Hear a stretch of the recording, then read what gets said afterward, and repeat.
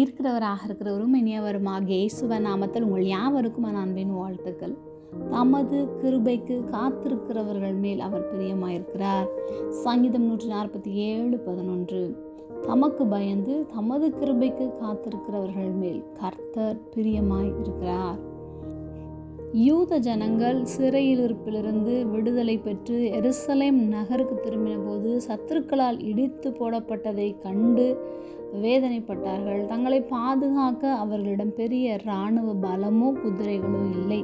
தங்களின் சொந்த பலத்தால் எதையும் செய்ய முடியாது என்பதை அந்த ஜனங்கள் உணர்ந்திருந்த இக்கட்டான வேளையில் மனித பலத்தை அல்ல, தேவனை நம்புவதே பாதுகாப்பு என்பதை உணர்த்தும்படி சங்கீதக்காரனால் இந்த வார்த்தை சொல்லப்பட்டது. இனி தங்களால் சுயமாக எதுவும் செய்ய முடியாது என்ற நிலையில் வாழ்க்கை வாழ்வதற்கு தேவனுடைய கிருபை மட்டுமே தேவை என்று அறிந்து அவரை நோக்கியிருக்கிறார்கள். நம்மிடமிருந்து தேவன் அன்பையும் தாழ்மையும் பயபக்தியும் மட்டுமே அவர் எதிர்பார்க்கிறார். பொறுமையோடு காத்திருப்போம். தேவனுடைய கிருபைக்காகவும் அவருடைய சரியான நேரத்திற்காகவும் காத்திருக்க பழகிக்கொள்வோமானால் நாம் பழுகி பெருகுவோம். அவர் நம்மேல் பிரியமாயிருந்து வாக்குத்தத்தங்கள் எல்லாவற்றையும் நம் வாழ்க்கையில் நிறைவேற்றுவார். ஜெபம்.